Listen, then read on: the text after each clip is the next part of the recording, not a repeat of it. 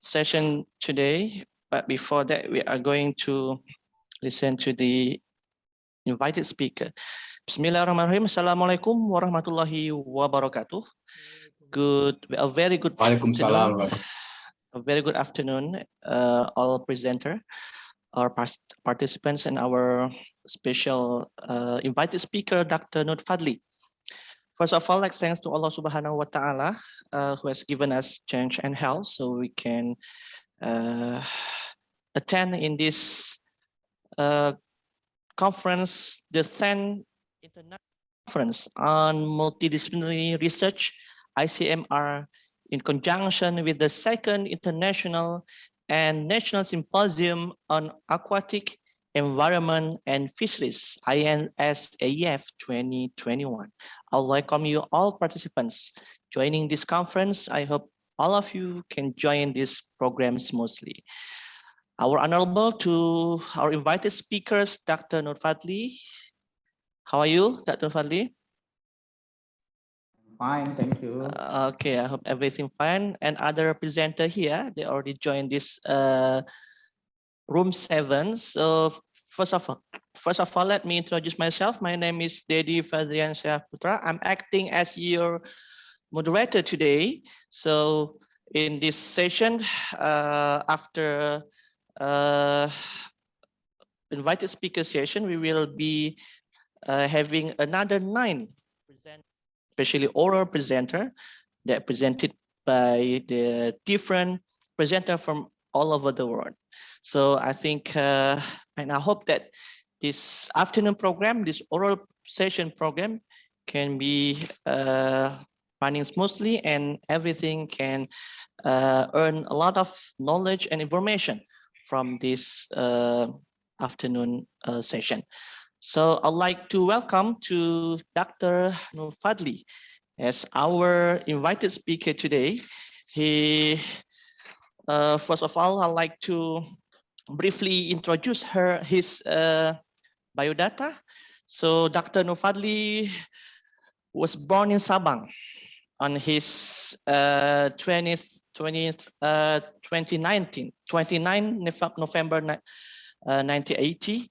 He was graduated from Marine Science and Technology Department from IPB Agricultural University, and he completed his master degree in Bremen University in Germany. And then in 2019, he finished his PhD program from School of Biological Science, University Science Malaysia, with his expertise on the DNA barcoding, phylogeography, and population genetics of epinephrine fishes in Indo-Malaya archipelago. He is one of our outstanding lecturer in Faculty of Marine and Fisheries. With all the honor, I'd like to welcome to Dr. Nur Fadli. Time is yours. Thank you, Dedi, for the very nice introduction. Good afternoon, everyone.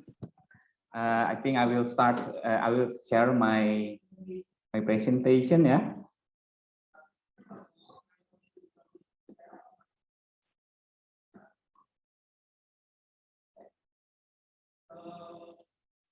Okay, I would like to say thank you to the committee for giving me this opportunity, to present about what I'm doing in our laboratory. Currently I'm heading the Aquatic and Biodiversity Laboratory in the Faculty of Marine and Fisheries, Universitas Syahkuala.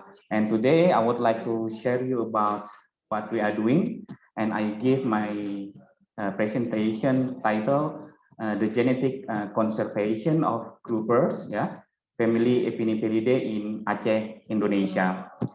So in the next 15 or 20 minutes, I will present you about the background first, and the material and methods, and some results, and finally I will close it with some conclusions. So I will start with the background.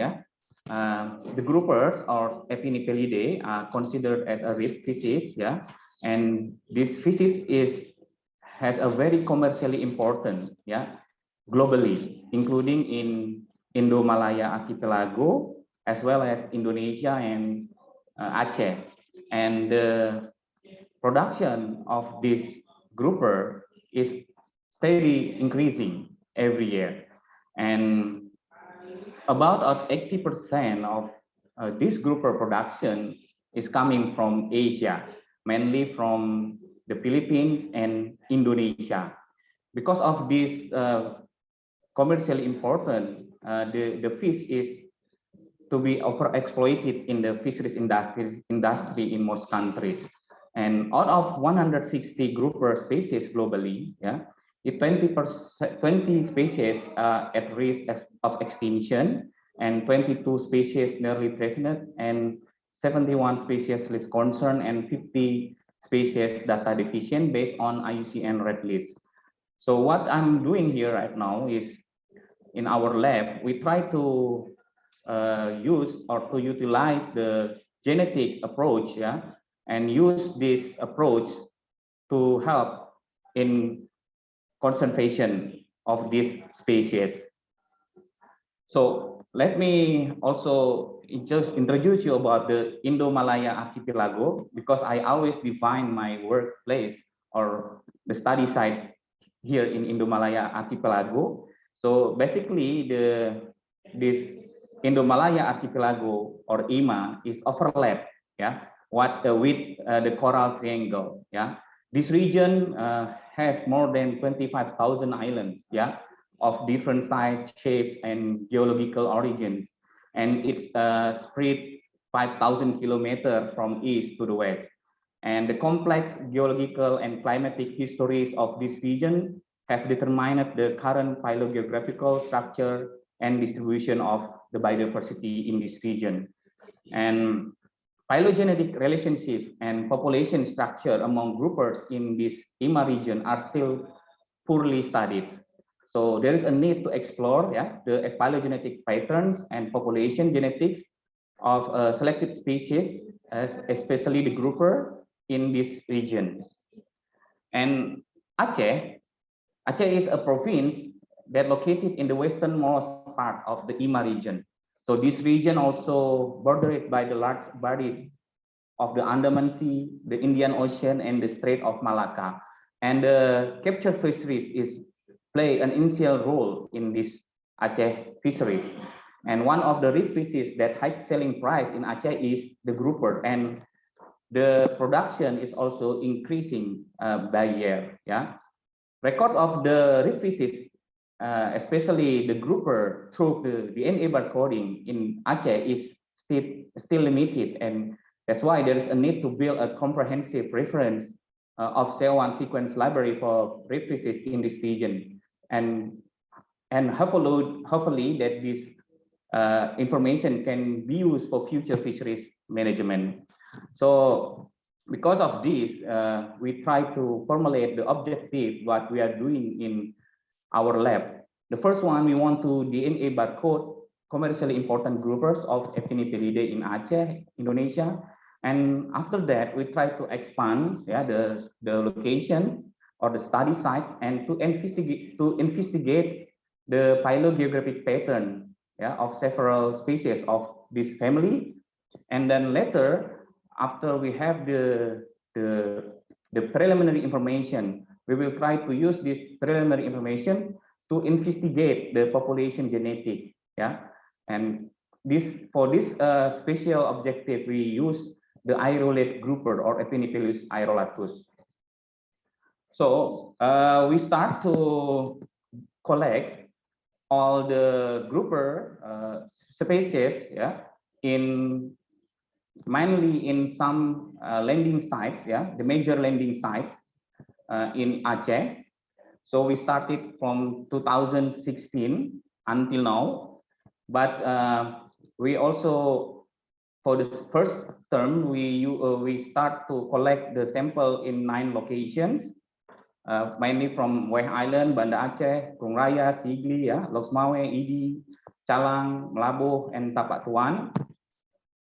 And later we expand the location into some location in Indo-Malaya Archipelago.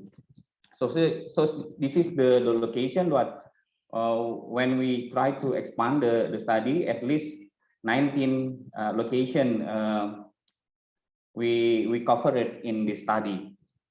And for the comparative phylogeography, we choose at least 5 species of grouper. First is Epinephelus aerolatus, the second Epinephelus fasciatus, the third Epinephelus sexfasciatus, the fourth Cephalopolis formosa, and the fifth Variola albimarginata.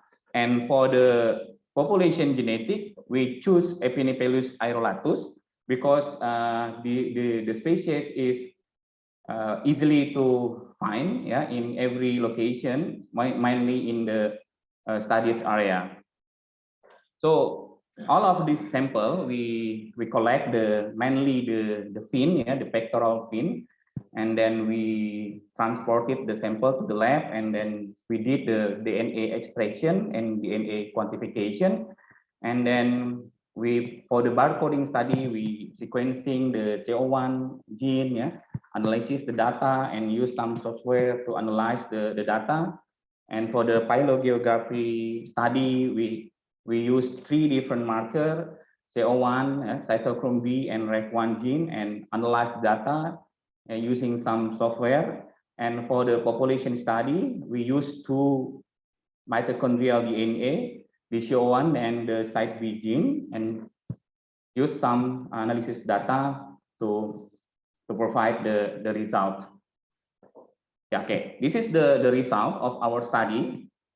So in the first study, we try to barcode, yeah, all the commercially important groupers in Aceh that covered 9 locations all around Aceh, and we found or recorded 26 grouper species.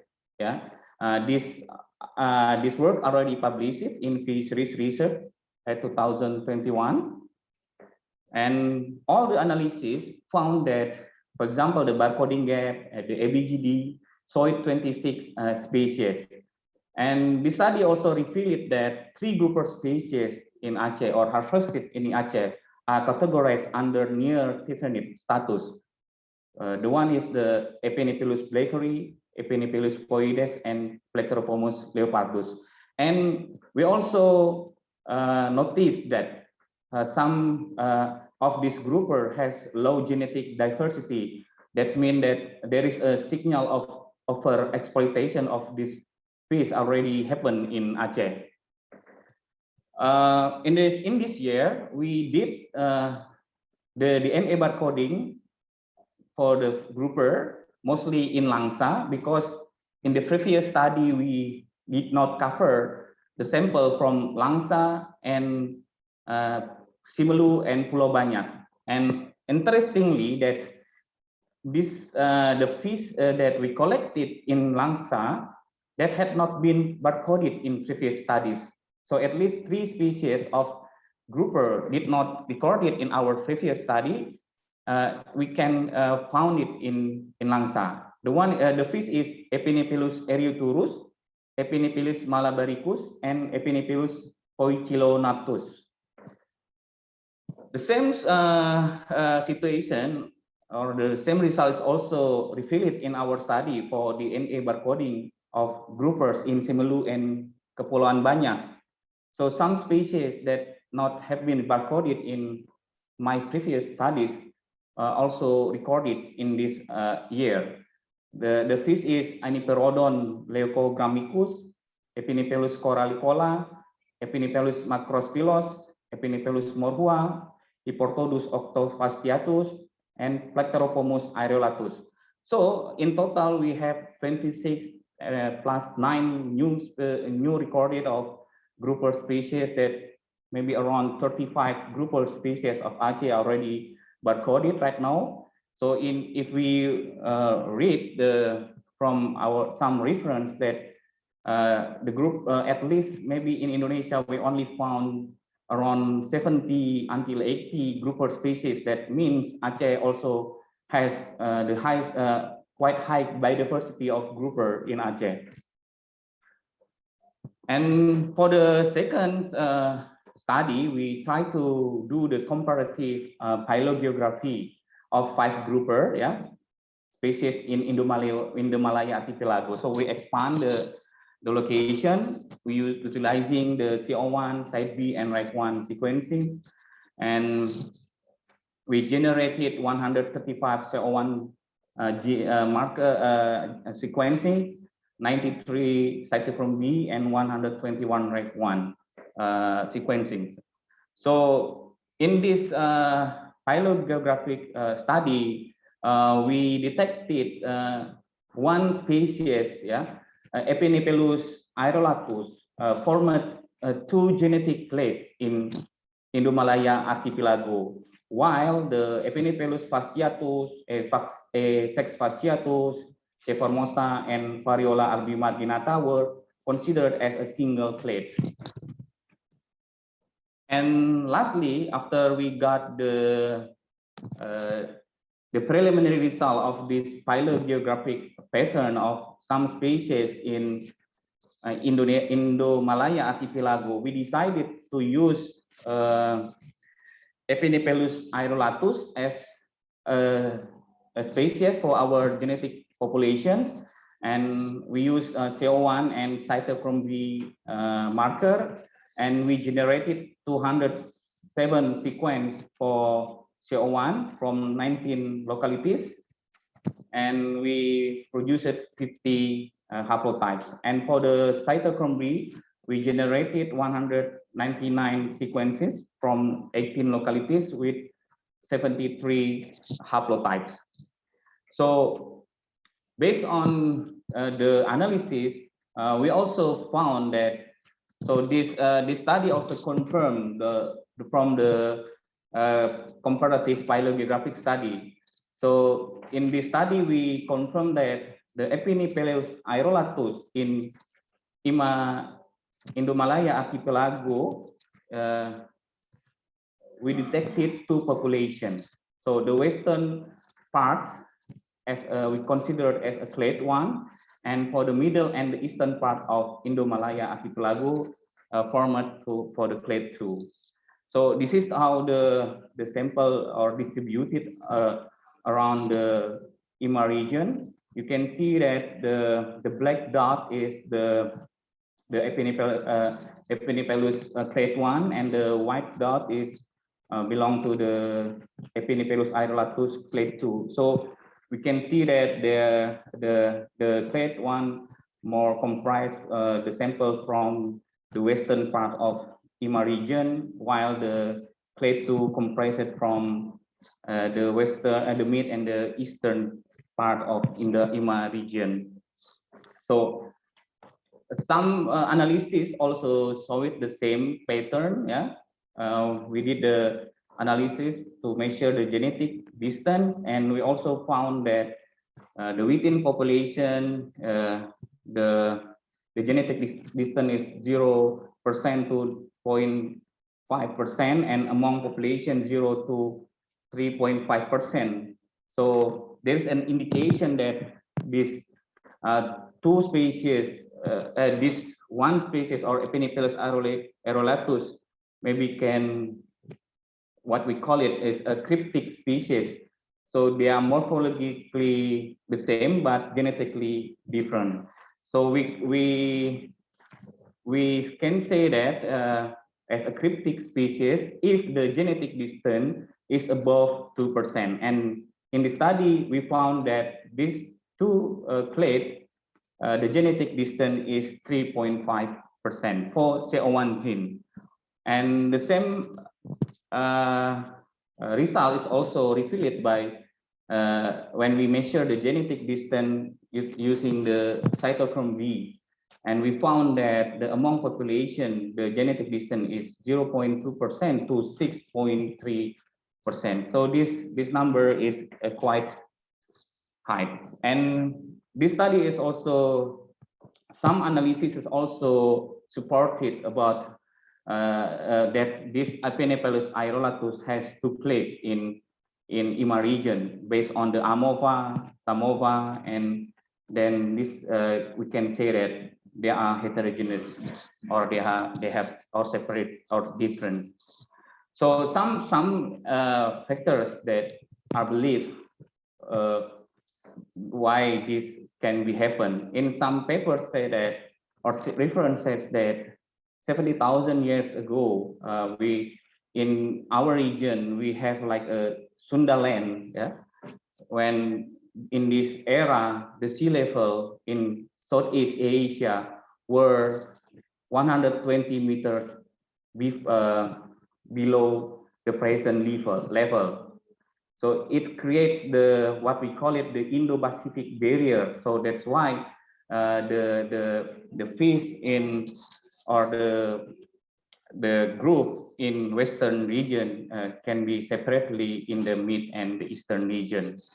I'm sorry, Dr. Nufali, we have 2 minutes remaining. Thank you. Okay, thank you, Pak Dedi. And some local and regional oceanographic features are also believed to have shaped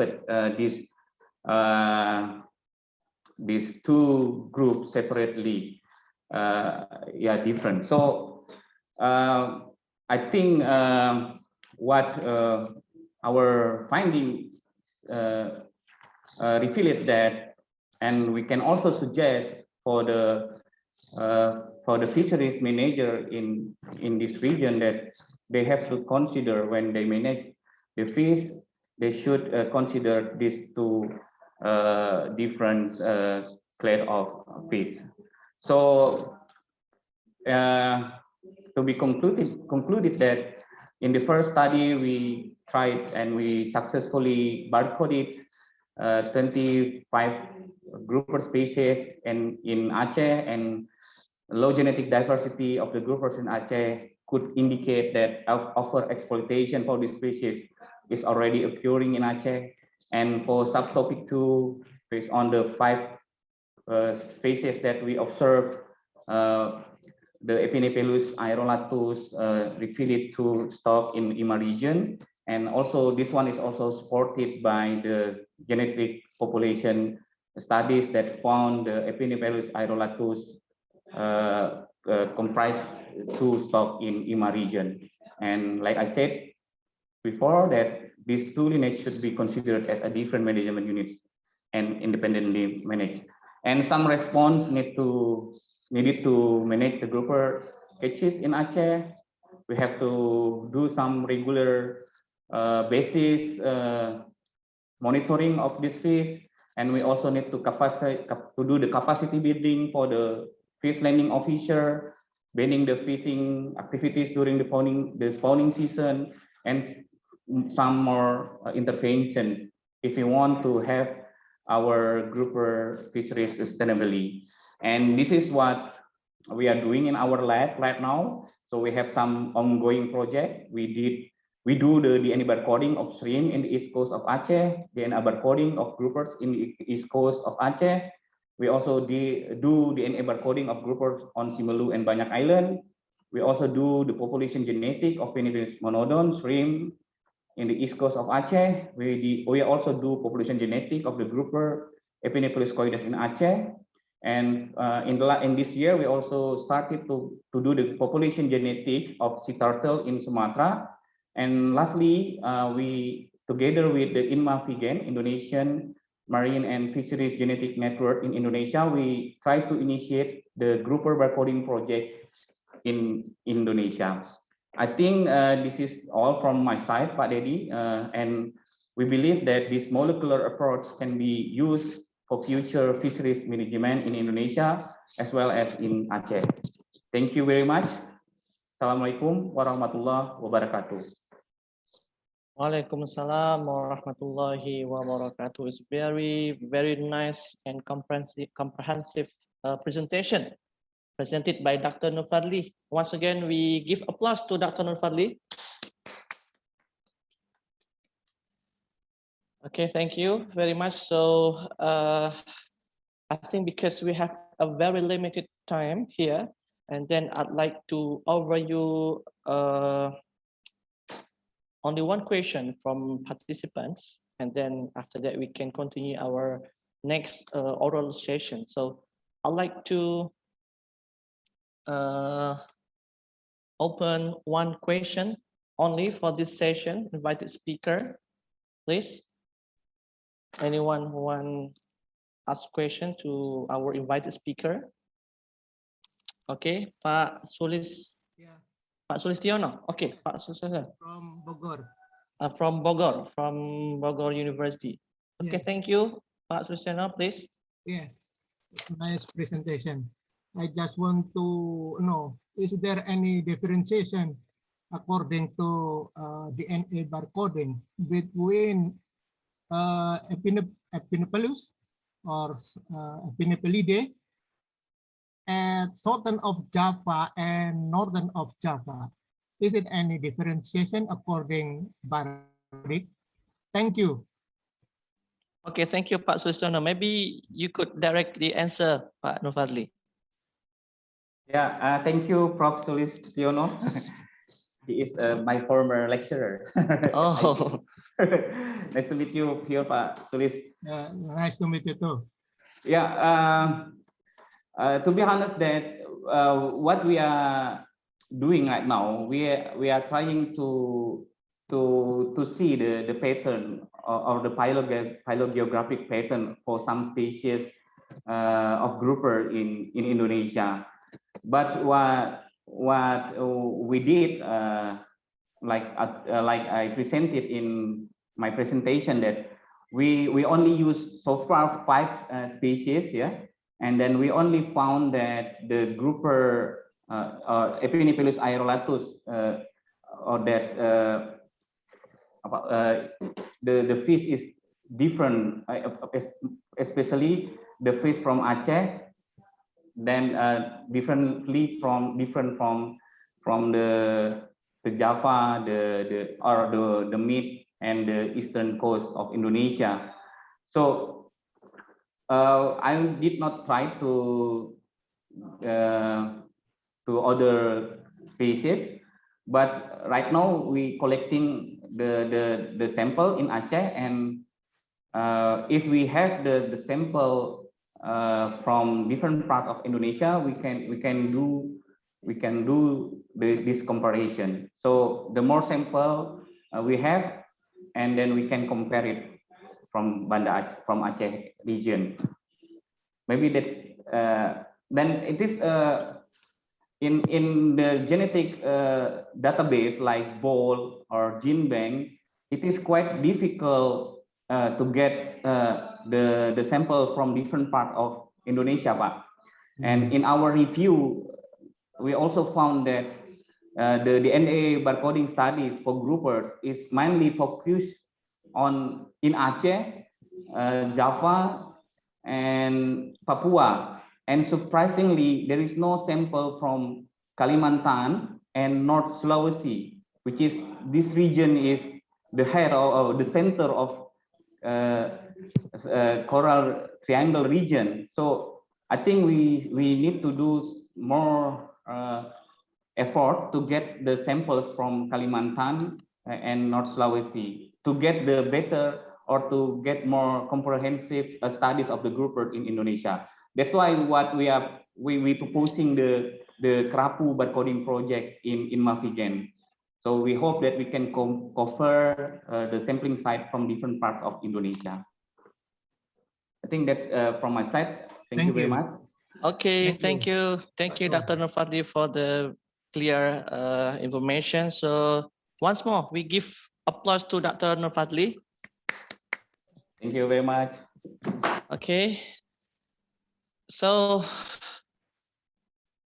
all right. Right now we are going to start our oral session. On the first presenter, I'd like to welcome Dr. From Department of Marine Science, Universitas Shah Kuala. He will present his research work on the biodiversity of the Indonesian marine sponge genus Aptos with molecular networking approach. To Dr. Vicky, time is yours. Oke, Assalamualaikum warahmatullahi wabarakatuh. Waalaikumsalam Prof. warahmatullahi Musli. wabarakatuh. Waalaikumsalam warahmatullahi wabarakatuh. Due to my partner Vicky have trouble in connection in Oh, Jakarta. Now he is in the Hotel Century for the Isoman. I will okay. replace his to present our research in this moment. Okay, please, Prof. Please, Prof. Okay. Musli. Okay. From the data during our expedition in 2017 until 2019 in the Aceh water, especially in the Pulau West and Pulau Aceh, we found a huge number of genus Aptos in this water. The genus, it look like in the feature, it look like same, but we doubt because some features based on physical features, it show different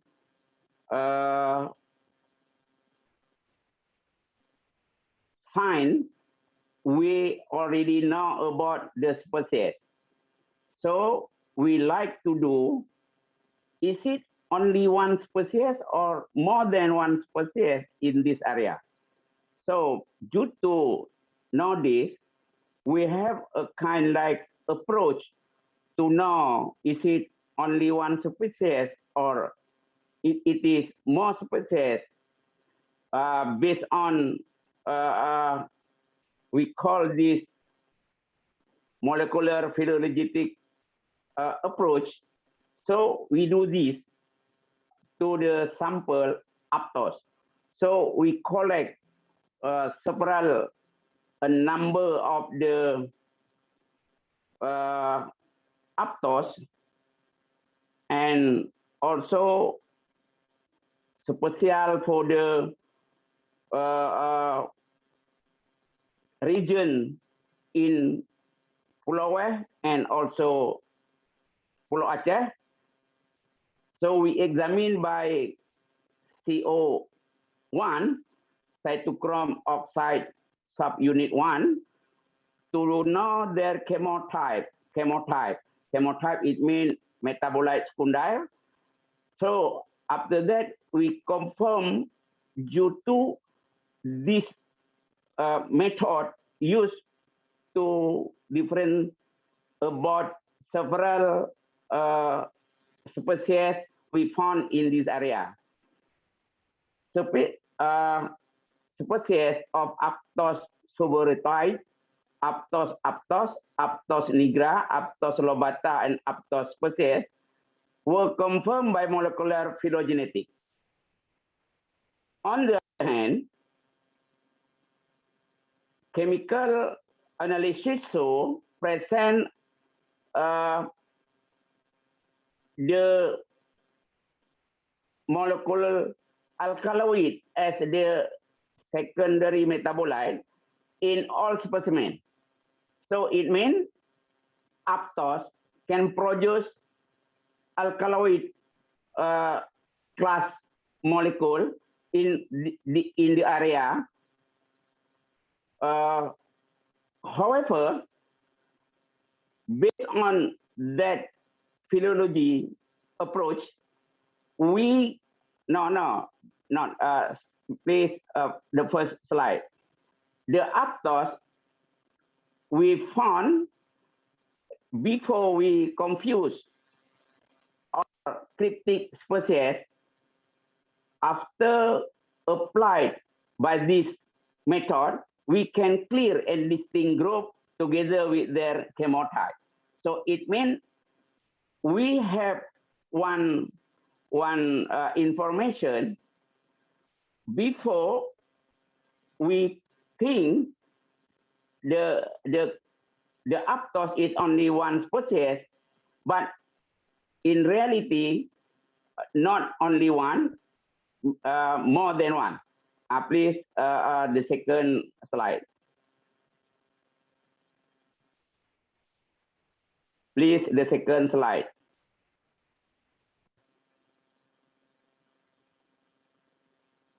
Oh, is it? I operate or operator operate it? Second, yes. Oh, okay. This is the area. Okay, if not, I will operate by myself. If not, this is difficult. Okay. I like the second slide. Or I want to share my slide. Pak Dede?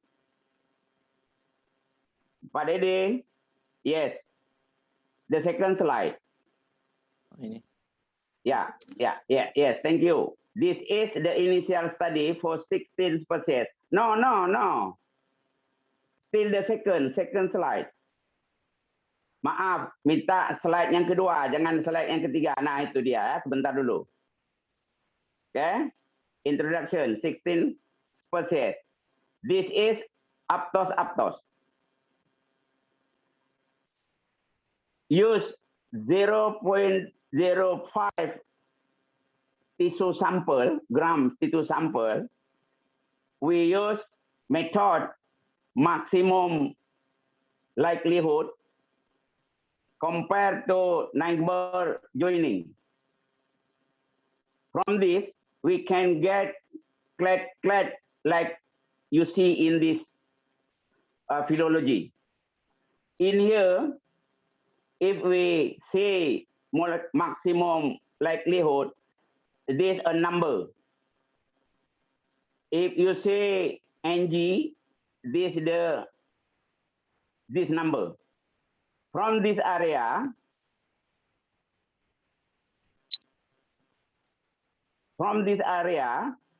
we check, we found in the clade here, Sabang, this name of the site to collect the sample, Sabang 3, Sabang 4, Breh 1, Breh 2, Nasi, and this number only contain the structure number 1. This number 1. For sample collect in Nasi 4 and Breh 3, this collect number 3, number 6, and number 7. And also from another area, for instance, the class this, the Nasi 1, this contain compound number 2, compound number 3, and compound number 4. Based on this data, please, slide number 3.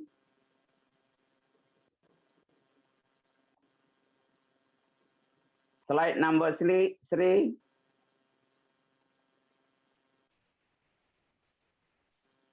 Okay.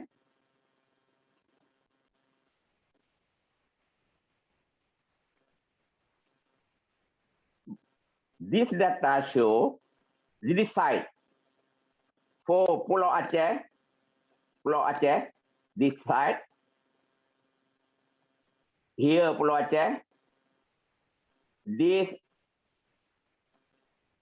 point to collect the sample, aptos.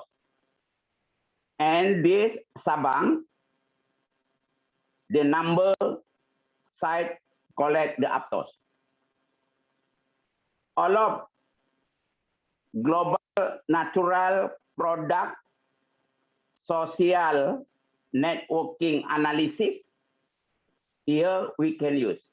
First time, we extract the sample. Use nuclear magnetic resonance data for each sample. After that, for each sample, this contains alkaloid. And then we purify. And we see the structure, how the structure this construct. If we believe this alkaloid, based on the data, we use this mass spectroscopic data we send to GNPS analysis, and here, after that, we can check the network for which molecular content in the aptos. Please, the fourth slide. I'm sorry, Prof. Musi, we will have 2 minutes remaining. Thank you. Yeah, the problem not mine. The problem in the slide. Please, I want to operate by myself, not by operator. This very Okay, yeah. maybe operator can close the share screen, Yeah. and then we will let Prof. Musi to share screen Yeah, by yeah, himself. this better. Yeah, this Okay, better. okay, please, moderator, please you stop the share screen. Okay. Okay, please, Prof. Musi.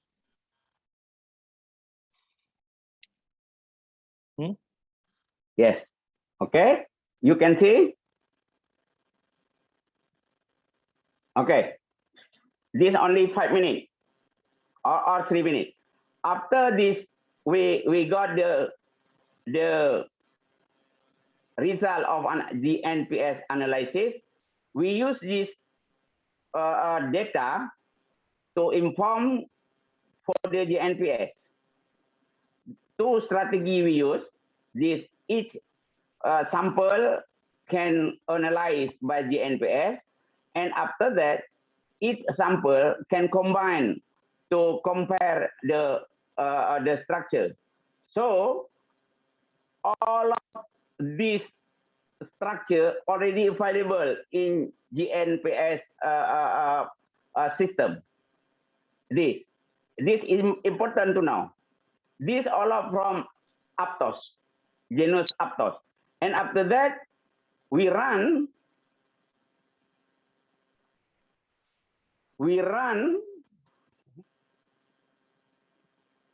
molecular network Aptos like this.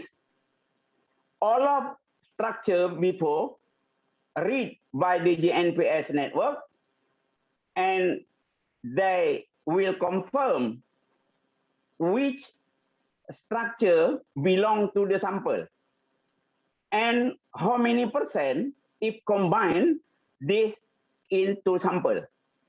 Base data this, you see in here,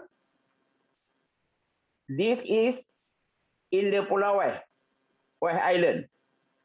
A in here, this part, Aptos. B, Aptos lobata.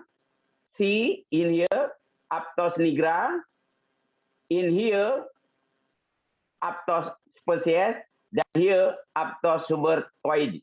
So in this area, distribution is not same. So we see this very high volume here, concentration in here. And we also combine in the Pulau Aceh.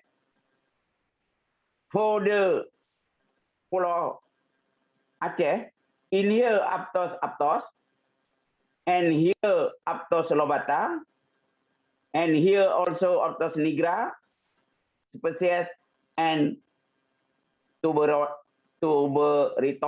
in here. So based on this, we check summary conclusion. In Sabang Island, Aptos lobata, Aptos nigra, and Aptos tuberitoid were spread in the northern part, while Aptos species we spread in western part. So in Nasib Island, the presence of Aptos nigra and Aptos subaretoid were discovered in the northern part, and Aptos species was found in the southern part. In Brigg Island, spawn of the species Aptos lobata was spread in both northern and southern part. So we suspect that Aptos lobata is a more tolerant spawn of a big wig. That's why Aptos lobata many we can find in the Indian Ocean in the western part of Aceh area. This is our research. Thank you, Pak Dedi. Assalamualaikum warahmatullahi wabarakatuh. Waalaikumsalam warahmatullahi wabarakatuh. Well, thank you very much to Professor Musri.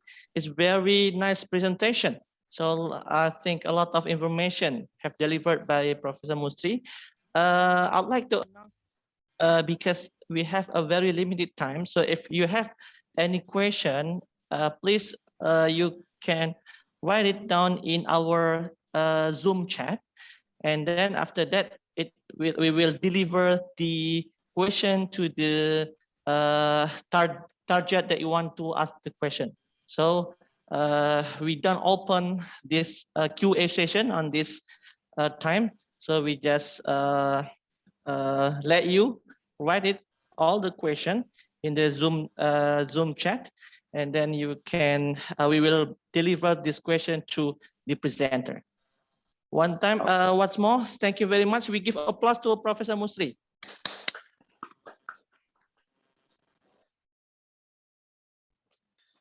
Okay, we are going to the next presenter.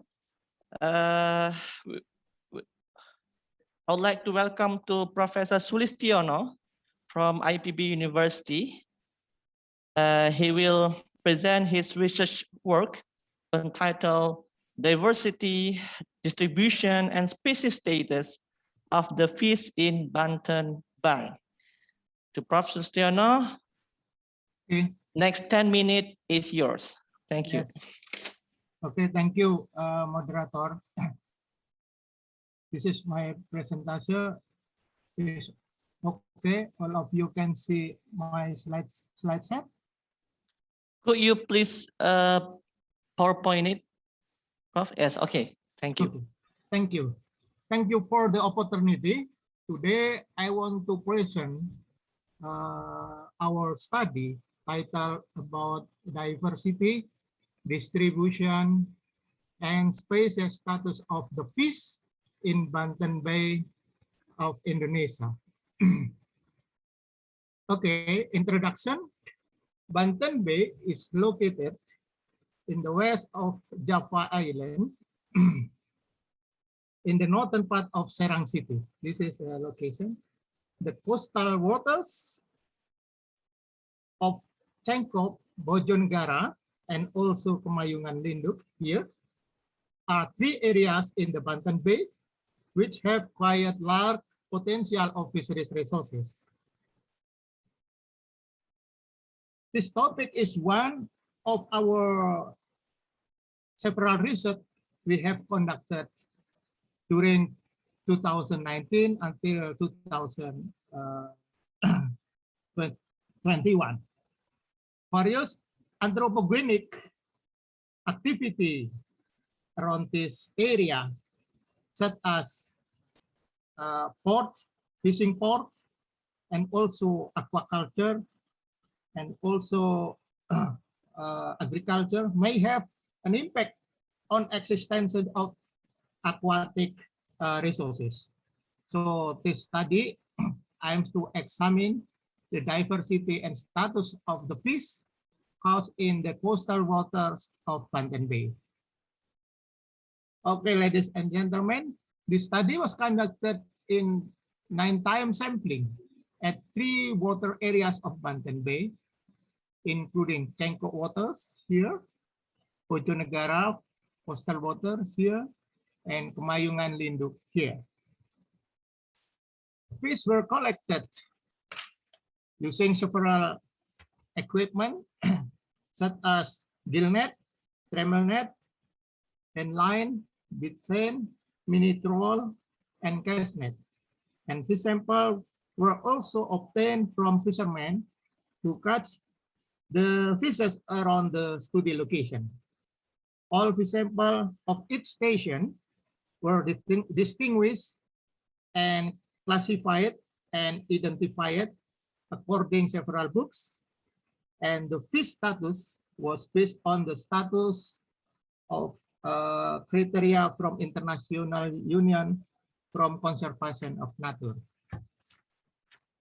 Diversity index, evenness index, and dominant index were conducted to analyze this sample. Result and discussion. The total number of fish during the study activities was 1,277 individuals, consisting of 111 species and divided into 51 families and 29 orders. These fish species from Cengkok coastal waters consisted of 32 species, and in Bojonegara coastal water consisted of 58 species, and in Kemayungan Lindung consisted of 51 species. So, ladies and gentlemen, you can see that in general, the most common species found in those locations were Elochelon phaegiensis, Planilisa subviridis, Leognathus ecula, Trichopodus trichopterus, Ambasis copsi, Eleutheronema tetradactylum, and Scatopagus argus. And based on the biological index, the diversity of the fish range from 2.2 until 3.8. Evenness index range from 0.6 until 0.8, and dominant index range from 0.07 to 0.23.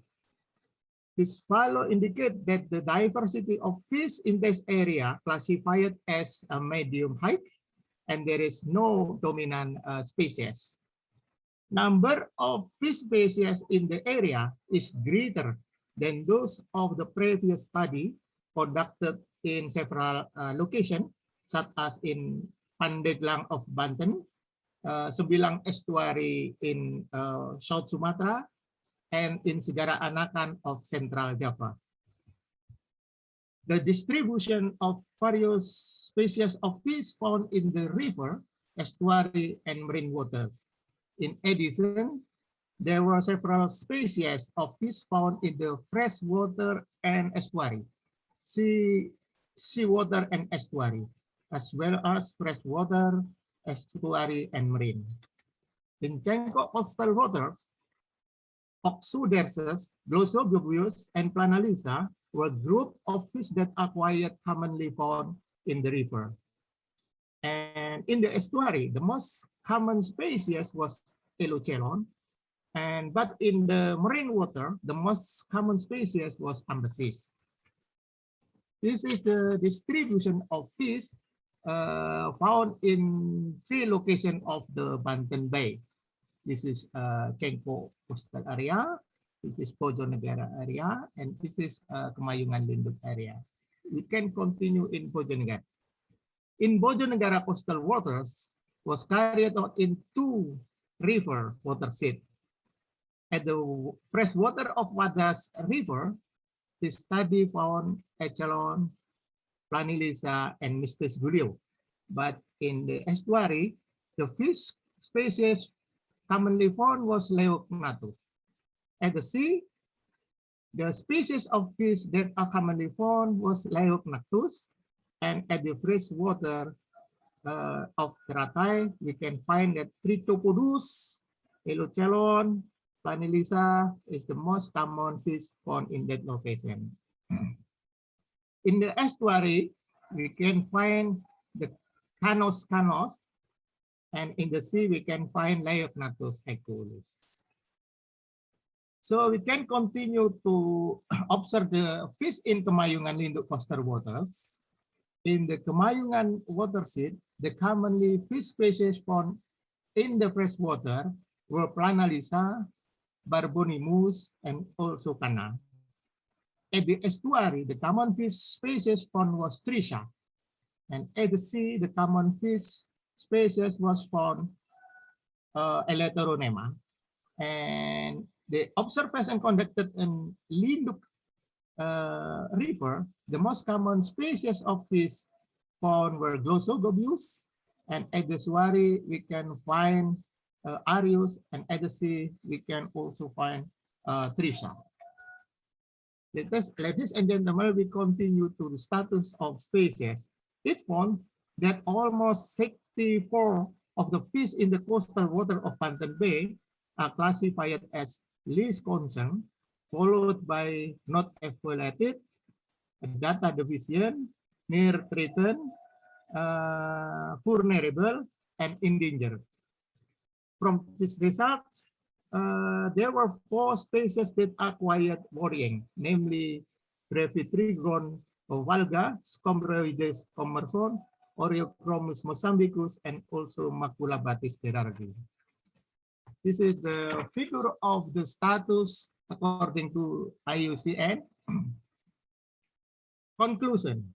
Based on the observation conducted in 3 areas of the Banten Bay, the diversity of fish consists of 111 species, including 29 orders and 51 families.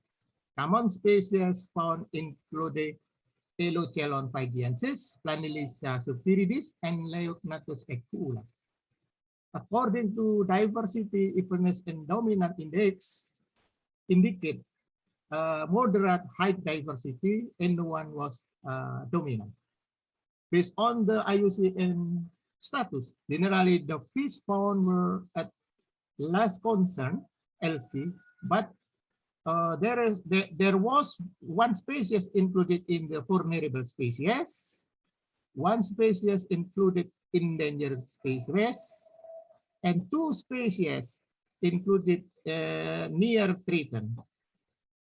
So fishing activities in this area are also important to maintain the species in the context of conservation of fishery resources. Thank you. That is all my presentation. Okay, thank you, Prof. Sulistiono. It was very great presentation. So let us give applause to Prof. Sulistiono. Thank you. I can close my slide, sir. Okay, please, Prof. So anyone here want to ask a question to our presenter, could you write down your question in our chat Zoom, and then we will deliver this question to those who want you ask the question. So please feel free, don't hesitate to write down your question. Your question will be delivered to the presenter. Okay, thank you very much, Prof. And then we're going to move our next presenter. It will be Mr. Muhammad Al-Ghifari from Universitas Hasanuddin. He will present his research work about epifaunal community structure in the tropical seagrass beds of Barang Lompo Island, Makassar, Indonesia. To Mr. Muhammad Al-Ghifari, time is yours.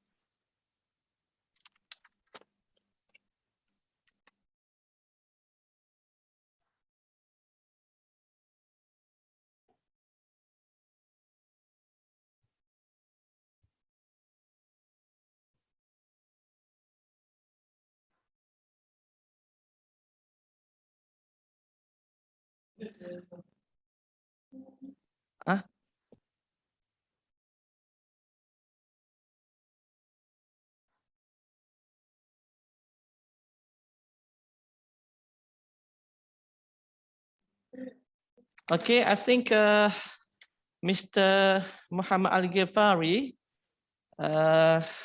is absent today. So maybe if he join, we will let him to present at the last turn. So we're going to move our next presenter. It will be Miss Mai Suryani or Nurul Najmi from Tokuma University. They will present their research work about the community structure of marine plankton from Gosong Island Water, Southwest Aceh. To Miss Mayim Surani or Nurul Najmi, time is yours. Okay, thank you, Mr. Dedi, for giving me the opportunity. Assalamualaikum warahmatullahi wabarakatuh. Waalaikumsalam. Waalaikumsalam warahmatullahi wabarakatuh. Okay, good afternoon, everybody. I'm glad to welcome you in my presentation. But before I go further, let's introduce myself. I am Mai Suryani from Department of Marine Science, Tuku Umar University. Today, I'm so glad to be here because I can meet my lecturer when I was a graduated student at USK in 2009. Maybe they don't remember me, but I always remember them. They are Prof. Musri Musman and Dr. Nur Fatli. Salam hormat, Pak. Prof. Okay.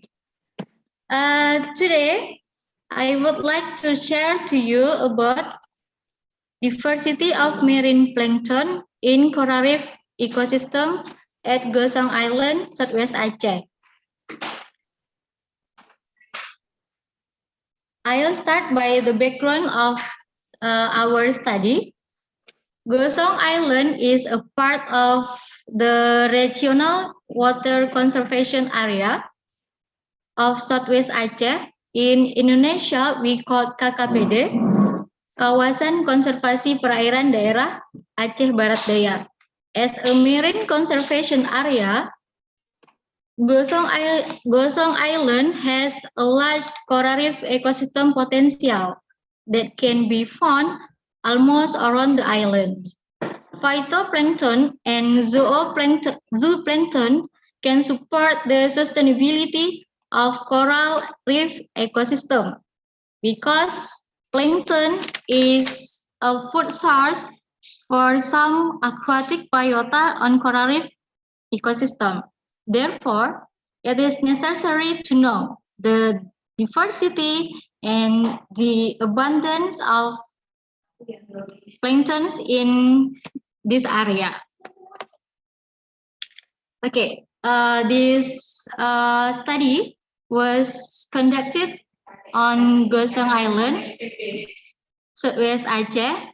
Here, there are 4 stations to collect the sample of plankton. Plankton sample were collected by filtered 100 liters of seawater using planktonate with a 13 micrometers size, and then samples were preserved in 100 milliliters bottle by 100 milliliter of Lugol. And for identification, we use 1 milliliter of preserved samples. The species of plankton was identification in Aquatic Productivity Laboratory, Department of Aquatic Researches, Faculty of Fisheries and Marine Science, Teguh Umar University. The identification process based on Yamaji 1979. The result of this study show that total 51 species of phytoplankton were identified on Gosong Island, Southwest Aceh. Phytoplankton consists of 3 classes, namely Cyanophyceae, 2 species, then Bacillariophyceae, 38 species, and Dinophyceae, 11 species. It means Bacillariophyceae is a class with a diverse number of species found in Gosong Island. Next, zooplankton diversity. Based on data analysis, we get the types of zooplankton found in Gosong Island were 26 species consisting of 7 groups. There are protozoa, crustacea, urochordata, gastropods, pelecypoda, polychaeta, and nematoda. Protozoa composed of 11 species, and crustacea composed of 10 species, while other classes are only composite of 1 species.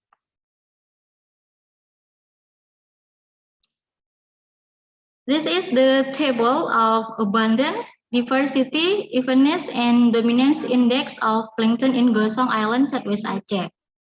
From this table, we can see that there is a relationship between the presence of phytoplankton and zooplankton at each station.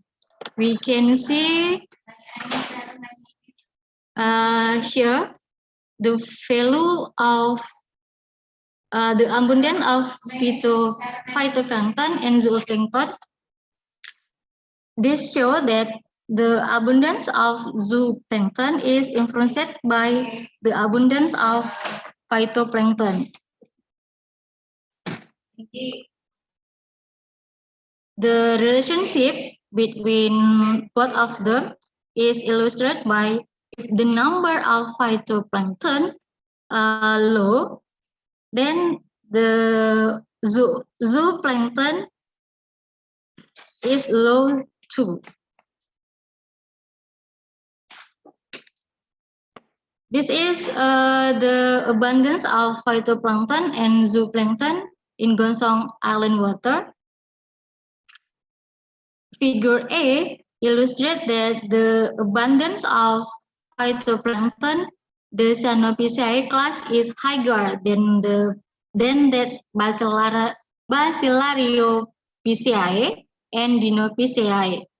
Trichodesmium sp from Cyanophyceae was recorded as a dominating species at each station. And figure B show the abundance of zooplankton with a balanced abundance of crustacean and protozoa. They are 49%, while other species are less than 2%.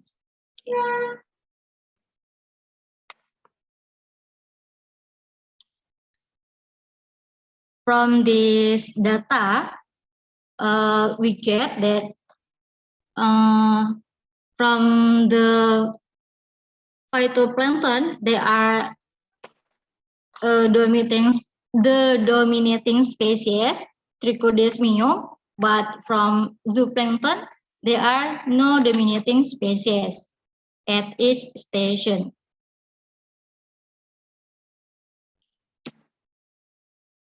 That's the end of my presentation. I will briefly summarize the main issue. First, the most common class of phytoplankton that found on Gosong Island was Cyanophyceae, and the most common group of zooplankton found were crustacea and protozoa. And the last, Bacillariophyceae is a class with a diverse number of species found on Gosong Island, Southwest Aceh.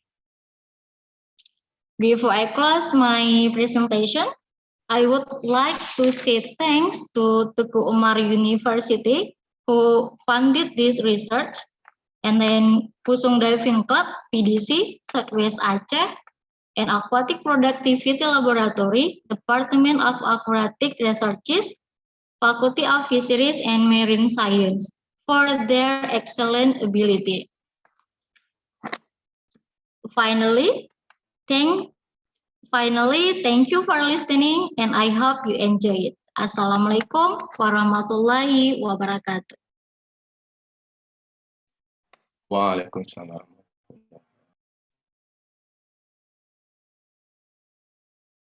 I give back to moderator.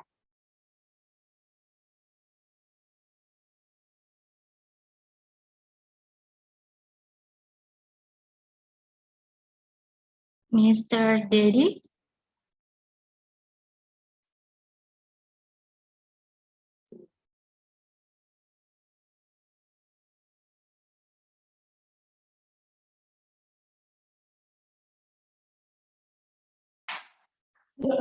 Udah.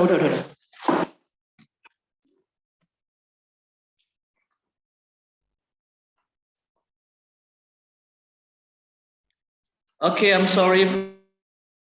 Yeah. Yes. Okay. Thank you very much to Miss Mia for your outstanding presentation. Sorry, Mai, not Mia. Oh, Miss. Okay, Miss Mai. Okay. Yeah. So let us give applause to Miss Mai Suryani. Thank you. Okay.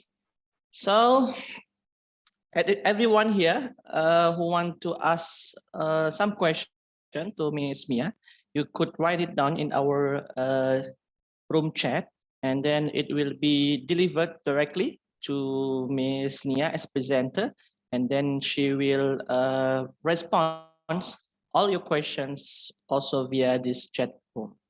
Okay, thank you very much. Pak We're going Dedi, bukan to Mia, Mai. Miss Mai. Okay. Thank you, bro. Okay. This is the ex-student, no, not ex-student, the late student of Prof. Musri, yeah? And Dr. Nur Fadli. Okay, thank you. We are going to go to our next presenter. It will be delivered by Sri Jumiati, yeah, Miss Sri Jumiati from University of Kuala. She will present her research work entitled Language Relationship and Condition Factors of Cephalopolis argus harvested in the northern coast of Aceh, Indonesia. To Miss Sri Jumiati, time is yours. Okay, thank you. Assalamualaikum warahmatullahi wabarakatuh. Good afternoon. Waalaikumsalam warahmatullahi wabarakatuh. Good afternoon, everyone. Thank you very much for Mr. Dedi Fazriansa for time that given to me. And now let me introduce myself. My name is Sri Jumiati. I'm from Department Aquaculture, Universitas Kuala. And in this opportunity, I would like to present about my team research by the title Language Relationship and Condition Factors of Cephalopolis argus and Condition Factors of Cephalopolis argus harvested in northern coast of Aceh. Sorry for slide.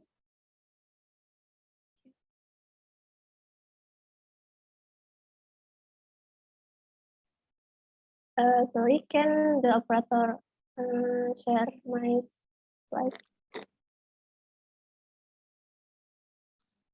Okay, so please the co-host to share screen Miss Sri Jumiati slide.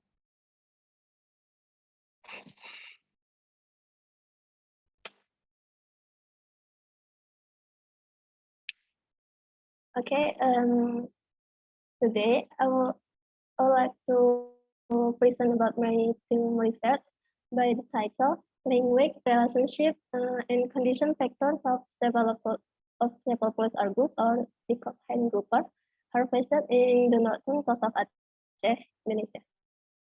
Next slide, please. And this is outline of my presentation of 3 minutes later. Next slide, please.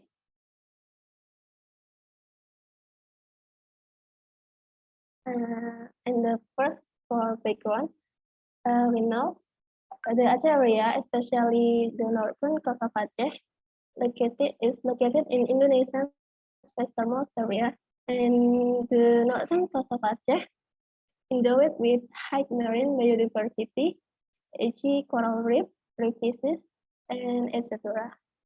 And this area is one of the most extensive fishing grounds in the Aceh region. One of the target fish groups in the capture fisheries industry in the region is grouper. And in Aceh, we have 26 grouper species are recorded commercially important. Next slide, please.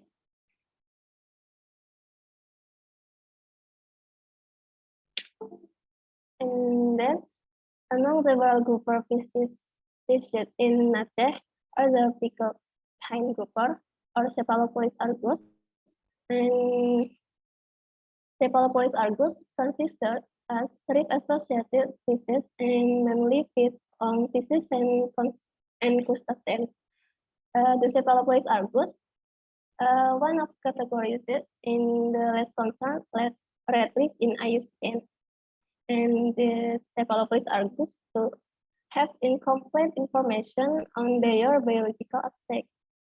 So the present study was aimed to further expand the biological investigation of Cephalopolis argus harvested in the region. Next slide, please.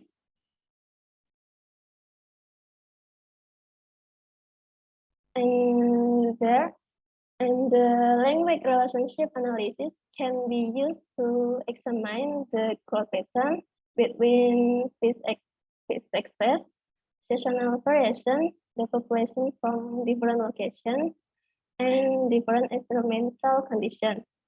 And then the language relationship information is one of the essential information that can be used in fisheries management. Next slide, please. And there is methodology method. Time the fish samples were gathered from June to September 2020. The location in Pelabuhan Perikanan Samudra or PTS Pulau in Kuta Alam District, Banda Aceh. And the language relationship was evaluated using the linear allometric model following the Robertis and William in 2008 and Clayson et al. In 2010 as follows this formula. Next, please. And this is values of several biological parameters. We have the data language relationships and condition factors for Cephalopolis argus harvested on the coast of Aceh. From this table, we can see in total, we have in total samples 30 specimens or for Cephalopolis argus were gathered on this study. The total length of each species, the total length of each species varied from 136.0 to 284.0 in millimeters. And in addition, the Fulton condition factors for Cephalopolis argus have a mean 2.02. The predicted weight values for Cephalopolis argus have mean 251.5 grams. And furthermore, to the relative weight for Cephalopolis argus, we have mean 100.59 grams. Next slide, please.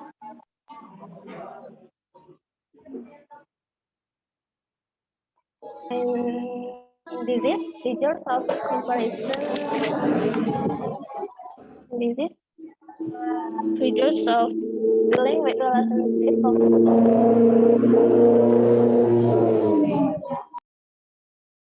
and the observed fish showed pattern positive allometric.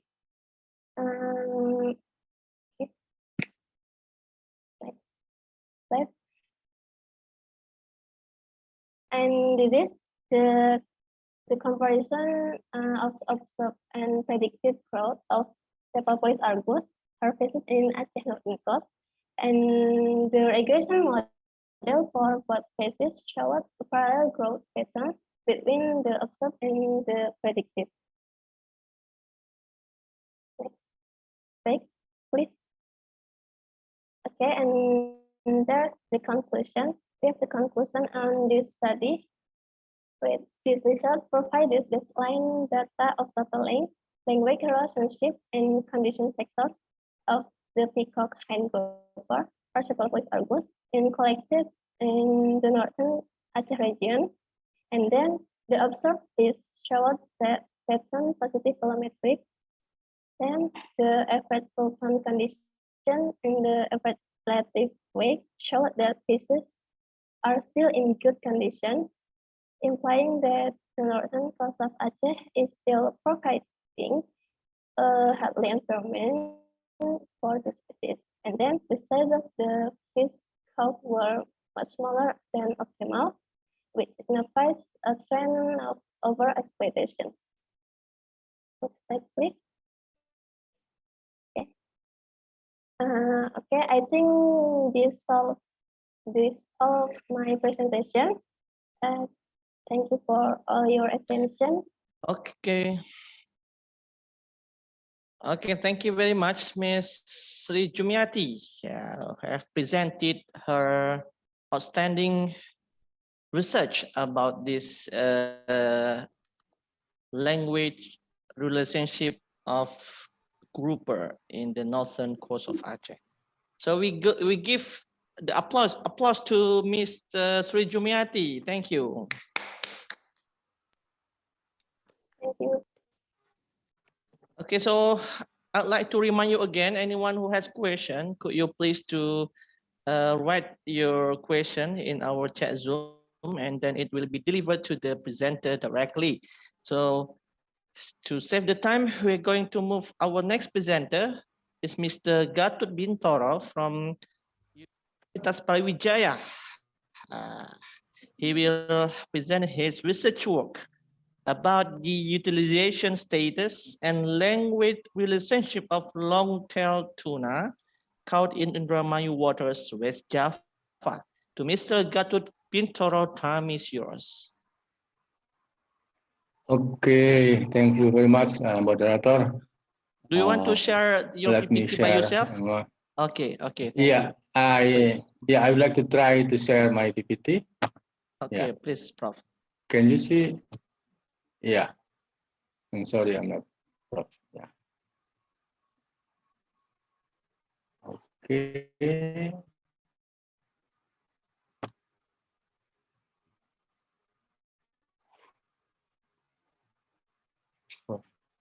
Yeah. Can you see my PPT, everyone? Ready? You click the PowerPoint. Yeah. Okay, please. Already. I've already clicked. Yeah.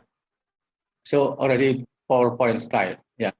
Okay. Assalamualaikum warahmatullahi wabarakatuh. Good afternoon, ladies and gentlemen. I'm glad to be here to share our research. We are four. I'm myself, Gatot Bintoro, and then my kolega, Datuk Setiawati Trisokolono, and Rofiko Afif Nisrina.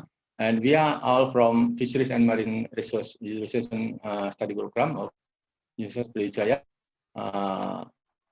I was asked to change my title, so I have already changed, but the moderator has not keep my title. Yeah, the title changed to be Sustainable Management of Fisheries Resource in Java Sea, utilization status of long-tail tuna, Tunus Tonggol resource in Indramayu waters, West Java case study. Just only title, but the topic is still the same. Okay. Okay. Okay. So we will revise it later. Thank you. Yeah. Okay. We have main points: introduction, method, result, and discussion. Then the fourth, conclusion and acknowledgement. The background, and we have in introduction we have background, purposes, and time and place. And the background of our research is that Karangsong fish landing is one of important fishing fish in north coast of Java. Located in Indramayu, and then long-tail tuna is one of potential fish resource in Indramayu waters. This is part of Java Sea area, and this fish is oceanothermic and oceanothermous and neritic species. And then with this data is important information to know the fish biology characteristic. And then sustainable management is needed regarding with fish stock available, just to maintain the sustainability of fisheries resource. And then bioeconomic is used to justify what proper management of the fish stock can be taken in relation with sustainable management. Okay, and then the purposes of this research first is to know the language relationship of long-tail tuna, and then second to estimate value of MSY, and then MAY, and open access or OA, and total allowable catch of the stock. And then the third to identify status of utilization and utilization rate of long-tail tuna. We did this research in north coast of Indramayu. That was Karangsong Bay, Karangsong coast, from January until April 2020, and we had Karangsong fish landing fish as the fishing fish to collect samples.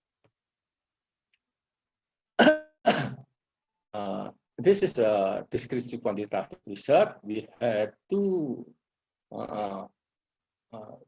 different data collection and data analysis. The data collection came from a primary measurement of language and then also documentation, and then secondary data from Karangsong fish landing fish about the catch and effort time series data.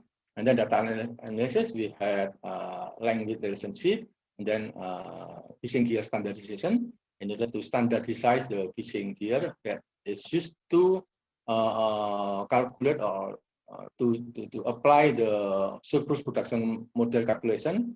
That was Schaeffer and Fox model, and also Gordon Schaeffer. In data analysis, for language, we have non-linear equation that then change to be linear by applying log natural of the non-linear equation between length and width. The equation is W equal A times B square A times L square P. And then we apply fishing gear standardization. This is the method how to standardize the fishing gear, because commonly in Indonesia, in equator area, that in tropical country, that the characteristics of fishing activity is multi-species and multi-gear. So the fishing gear must be standardized to have or to obtain a standard fishing effort. This is the data analysis about the MSY calculation. We have Schaeffer. The main analysis is come from parabolic equation, y equal AF plus BF square. Then Fox is a bit what do you call more precautionary approach. Yeah. So stock prediction will be more smooth or more careful than a scaffer. That is the log natural of a scaffer equation. And then we have also another data analysis to predict the maximum economic yield. This is according to the King 1995 that the value of effort at maximum economic yield equal half of effort at open access. Excuse me, Then, Pak Gatot, we have 3 yes. minutes more. Thank you. 3 minutes, okay. Yeah. Okay, thank you.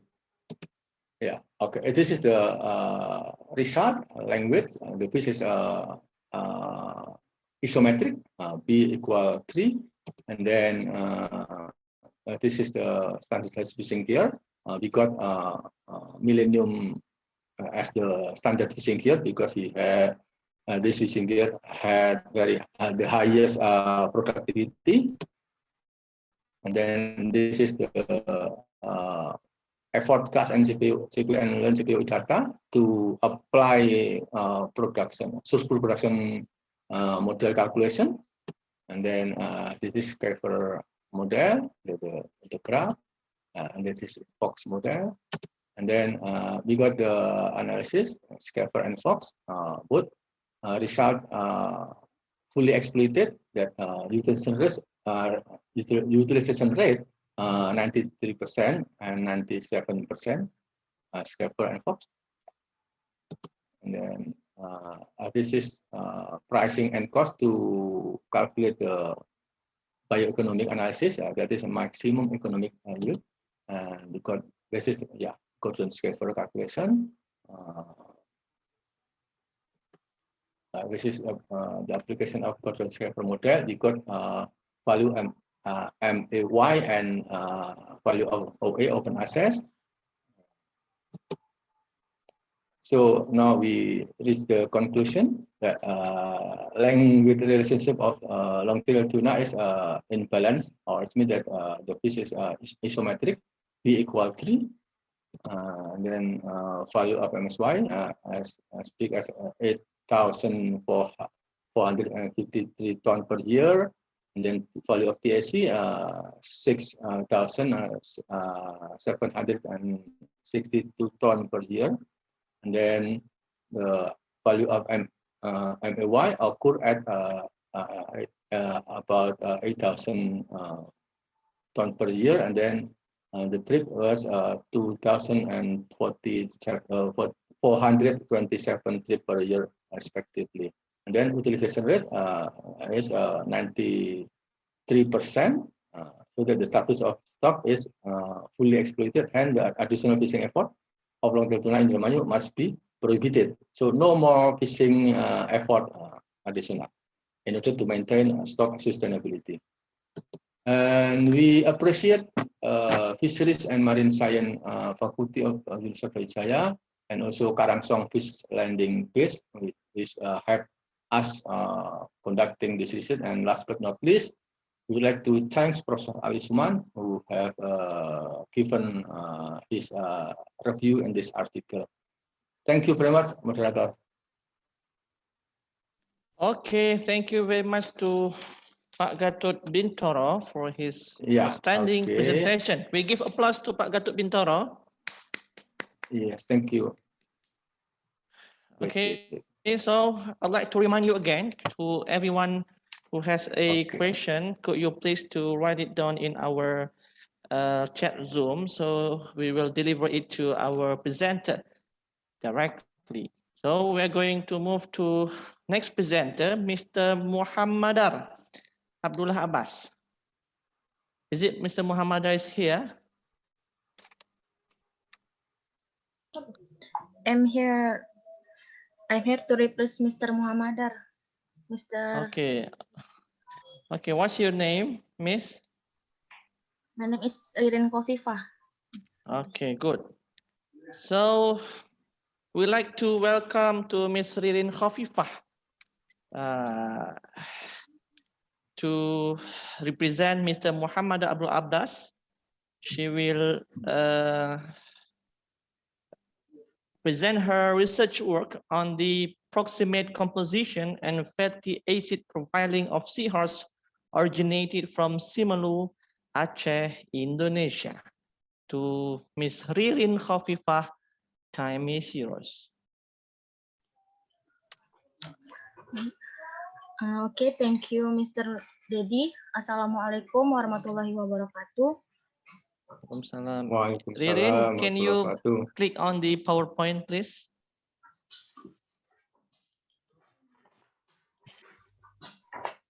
Okay, thank you. Go on, please. Okay, my name is Ririn Khofifah from Syah Kuala University, Faculty of Marine and Fisheries. I am here to replace Mr. Muhammadar. I will present about proximate composition and fatty acid profiling of seahorse origin from Simalu, Aceh, Indonesia. Outline: the first, introduction, methods, result, conclusion. The first introduction, this study aims to analyze the study of fatty acid in seahorse hippocampus sp. Sampling was carried out in Simalu waters. Method: the method used in this study is the AOHC, Association of Official Analytical Chemists method. And result: the result of the analysis of tight water content 6.29%, S content 25.43, fat content 0.57%, protein content 39.32, and carbohydrate content 28.48. Saturated fatty acid content in the seahorse hippocampus sp. or fatty acid, palmitic acid, behenic acid, myristic acid, and stearic acid. As for the unsaturated fatty acid content in the seahorse hippocampus sp., namely fatty acid oleic acid and arachidonic acid. The content contained in large seahorse contains saturated fatty acid of 47.7% and unsaturated fatty acid of 52.3%, while the small seahorse contains 11.88.01 saturated fatty acid and 11.99 unsaturated fatty acid. Conclusion: the overall content of fatty acid in the seahorse sample is 47.7 saturated fatty acid and 52.3 unsaturated fatty acid, and then while the small seahorse contains 88.01 unsaturated fatty acid and 11.99 unsaturated fatty acid. Okay, thank you very much. Assalamualaikum warahmatullahi wabarakatuh. Waalaikumsalam warahmatullahi wabarakatuh. We give applause to Miss Ririn Khofifah.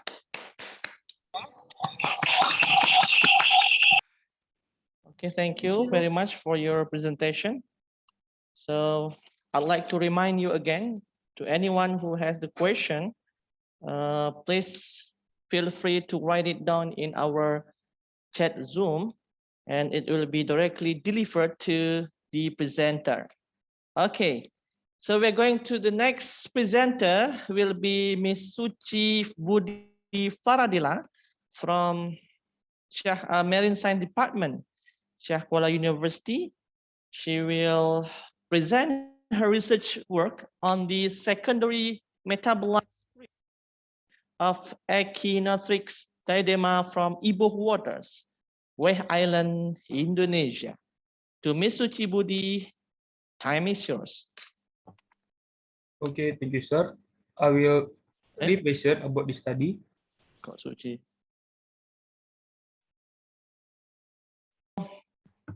So you are substitute to Miss Suci, yeah?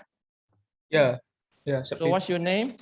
My name is Dery Pratama. I'm from Marine Science Department. Okay, dari Pratama, ya. Yeah. Okay, so please share your PPT.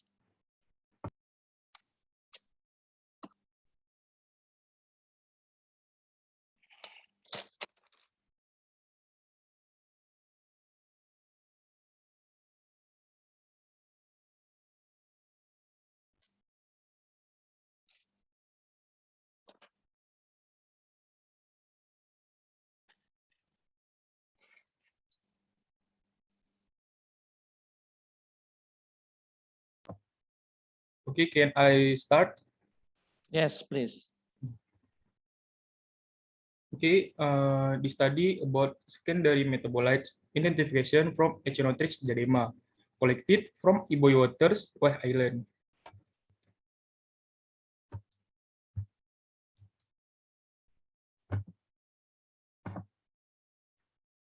Next outline, there is introduction, methods, result and discussion, and conclusion. Introduction. The background, sea urchin are classified in the phylum Echinodermata, and there were 84 species of sea urchin found in Indonesia. This study is located in Iboy waters, Wai Island, Indonesia. A study of sea urchin was carried out of this.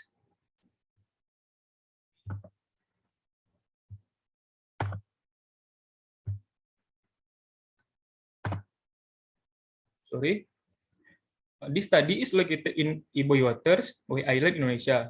A study of sea urchin was carried out in this water and report that there were 6 species of sea urchin found in this area, namely Diademastosum, Diadema sapigni, Echinotrix diadema, Echinotrix calamaris, Centrotophanus redgersi, and Echinometra matai.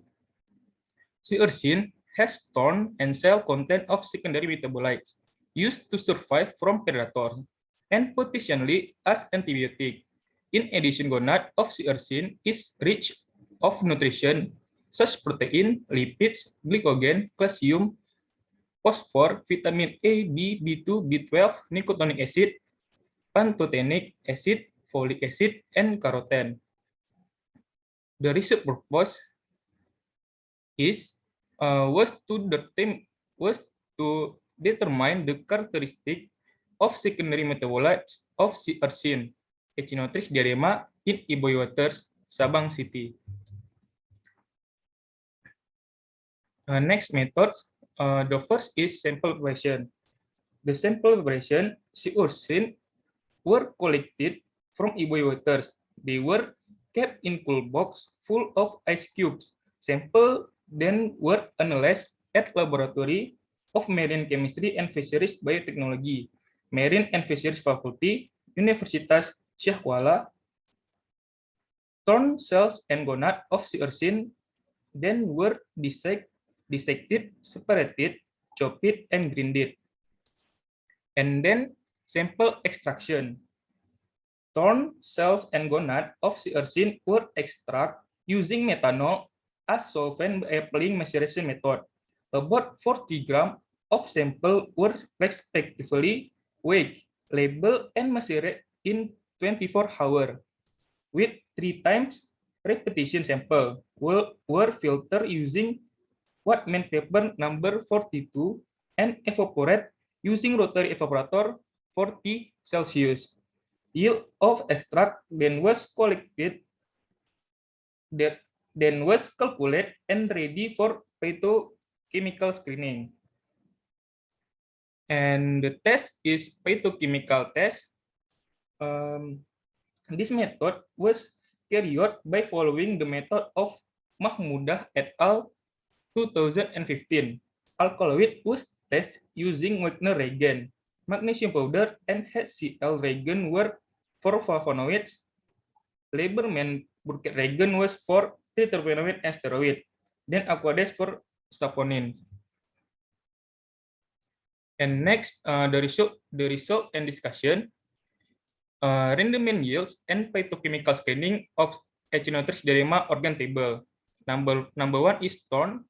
Percent yields 61.95%. There is no secondary metabolites. Number two, cells. Percent yield is 87.85%. There is second metabolite is triterpenoid and gonad. Percent yield 92.05%. There is secondary metabolites is flavonoids, triterpenoid, and saponin. The secondary metabolites can be used to antibacterial, anti-cancer, and antiviral.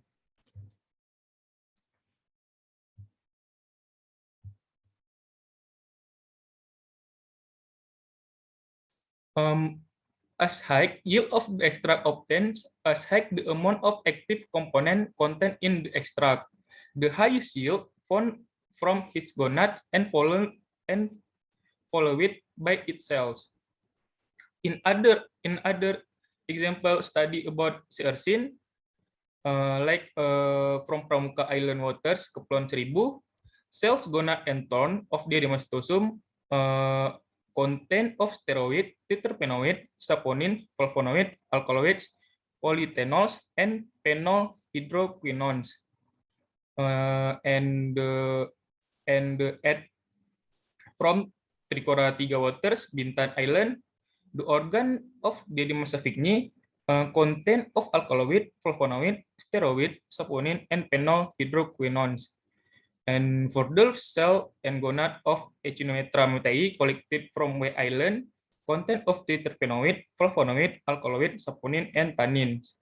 However, the different species and habitat of Siersin show the different secondary metabolites contained in their organs. Next conclusion, based on phytochemical screening, it was found the thorn of Echinotrix diadema didn't contain of any secondary metabolites, while the cell content of triterpenoid and the gonad content of flavonoid, triterpenoid, and saponins. This is a documentation. The first phytochemical test result of thorn Echinotrix diadema extract. And the second phytochemical test result of cells Echinotrix diadema extract. And the third phytochemical test result of gonad Echinotrix diadema extract. Okay, I think enough.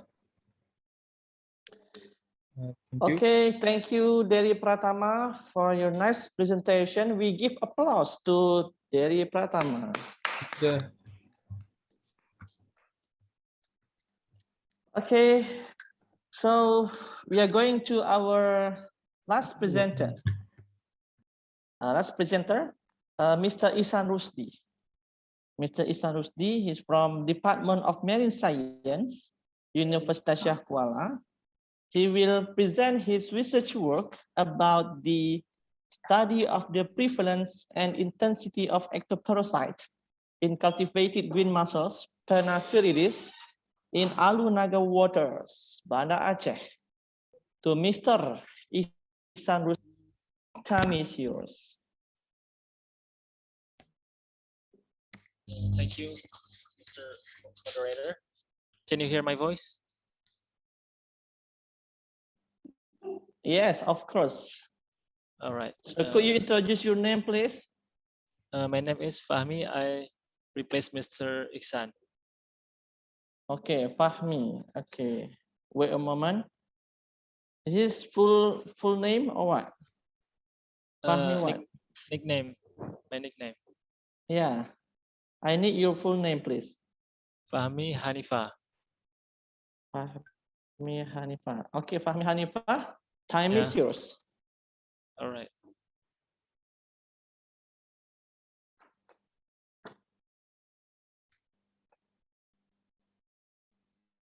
Udah, Pak?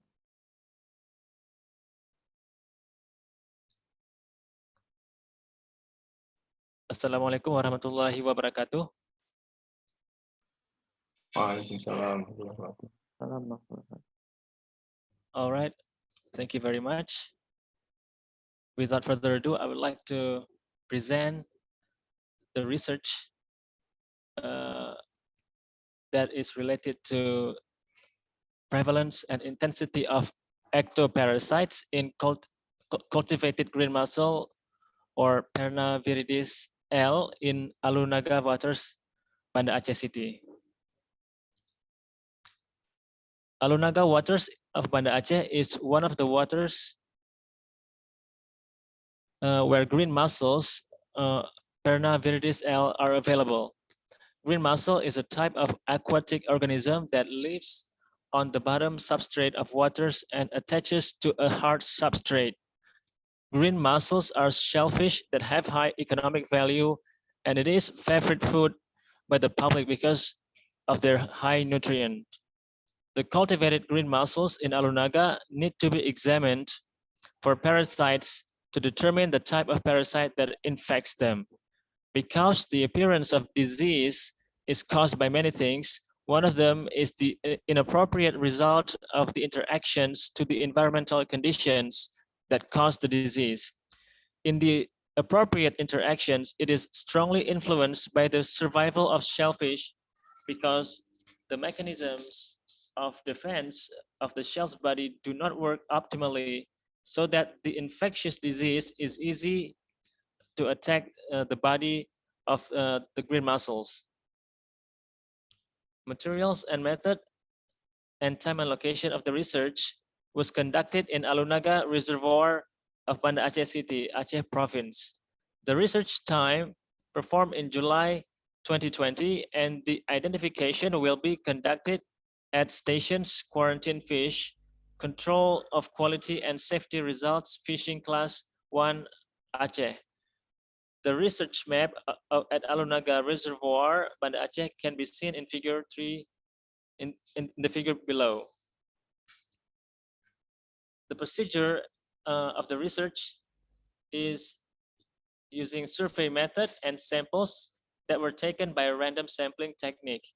The sampling techniques are random, which each population has a similar chance to be selected as the sample.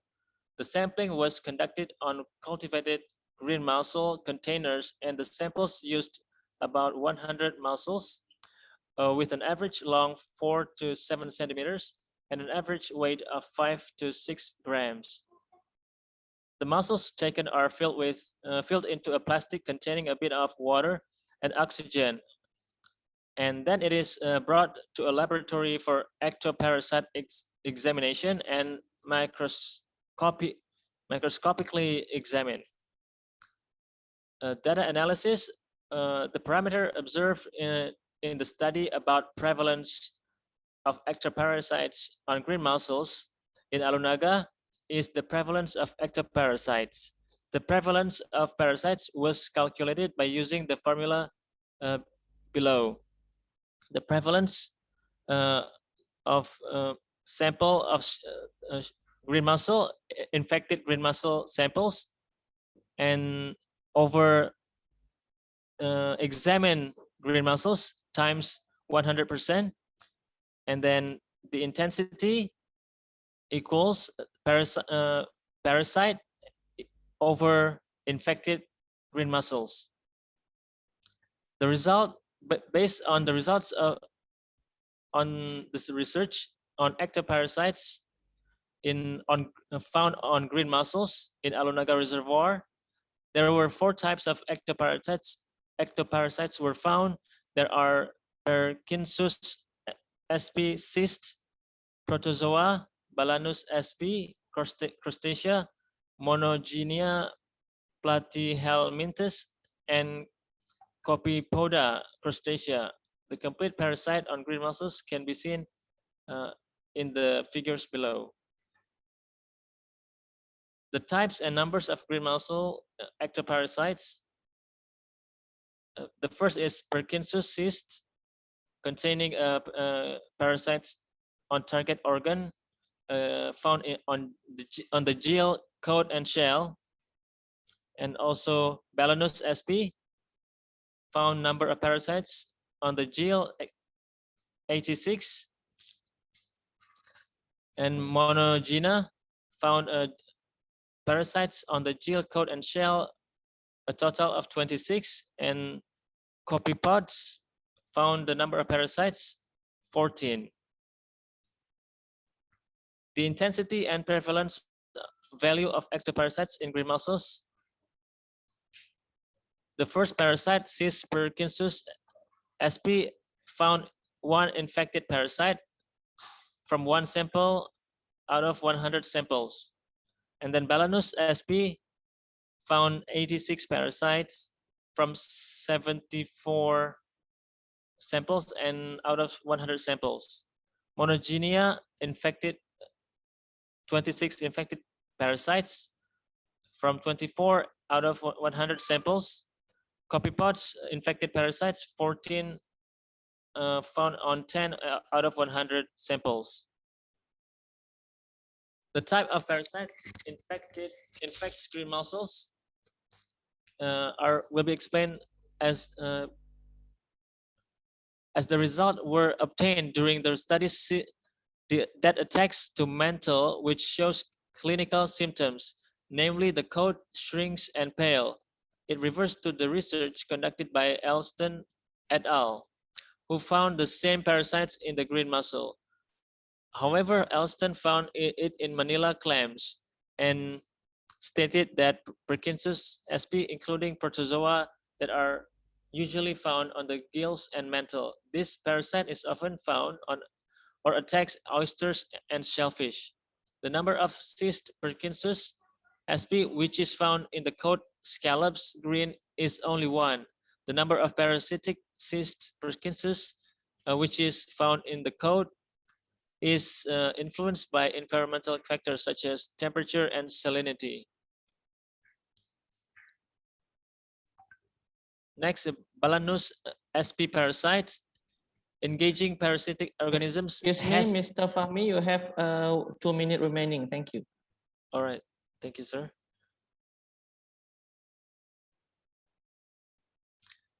The intensity value is a value that states or categorizes the level of infected biota from low category to super infection.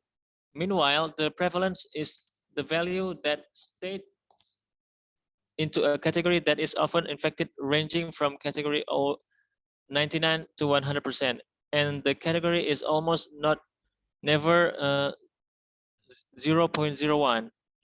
Based on the results of the study, it was known that from 100 samples of green mussels, there were 88 individual green mussels that were attacked by the disease, so that the green mussels were free from parasites and were not deformed.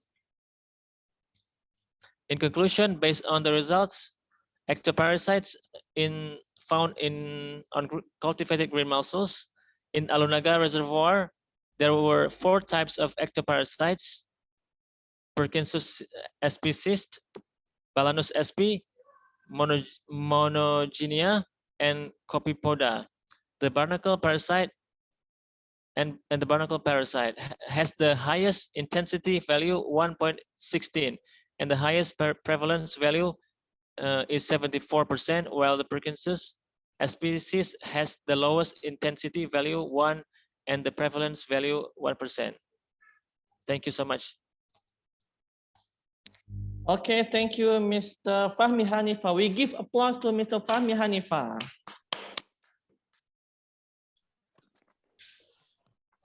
Okay, ladies and gentlemen, so we are going to the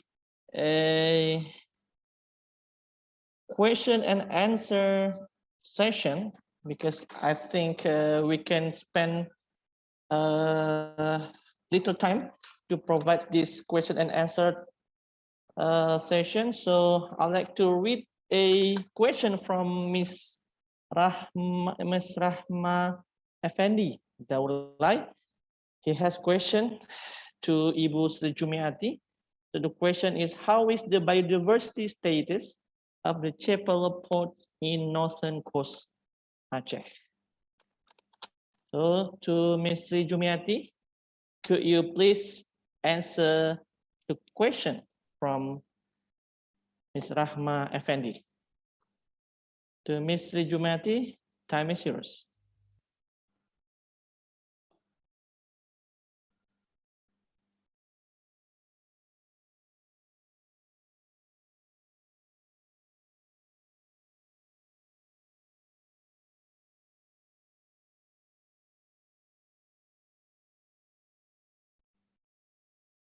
Okay.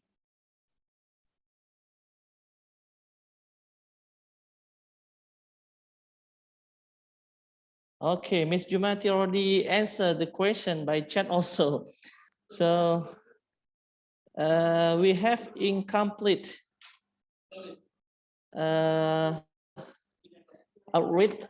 I'd like to read the answer from Ms. Jumati. We have incomplete information on their biological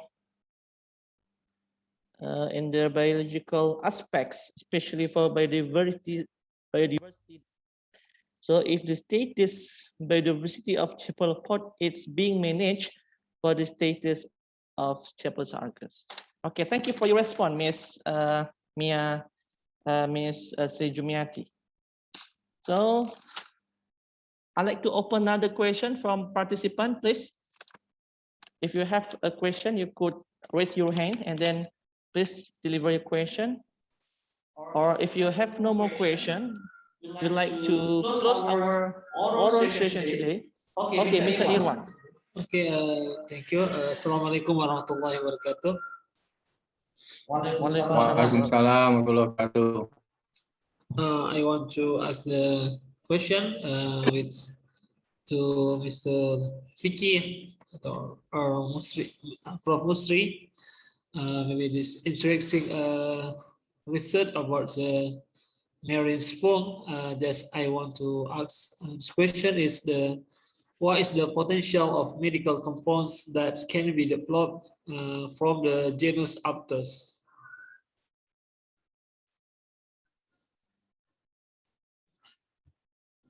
Okay, I think the question is finished. Please, Professor, could you give your response to the question? Prof. Musri?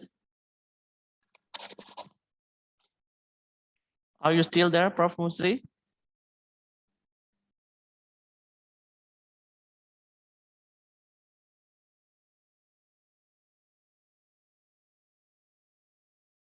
Excuse me, Prof. Musri, are you still there? Okay, maybe Prof. Musri is not in the site. So I propose Pak Irwan, maybe you could write it down and then the committee, the Northland will record your question and will deliver to Prof. Musri, and he will give you the response for your question. Okay, thank you. Okay, thank you very much, Professor. Okay, ladies and gentlemen, all participants of the ICMR in conjunction with the INSEF 2021. By this time, we'd like to close our oral session today. So after this oral session, I'd like to suggest you to join our main room to the previous link that has been given to you before, and then we'd like to please you to listen our last keynote speaker from Germany. Yeah. And then before that, it will be started on the 4:40. On the 4:40. So before that, you will be having a break time for ISOMA. I hope you could join our last keynote speaker at 4:40. Thank you very much for your attendance today. I apologize for all my mistakes that I did in this oral session. Thank you very much. Assalamualaikum warahmatullahi wabarakatuh. Waalaikumsalam warahmatullahi wabarakatuh. Okay, see you all guys. Thank you very much. See you. Thank you, Pak Yeah, Gatot. see you. See you. Claudia. Thank you.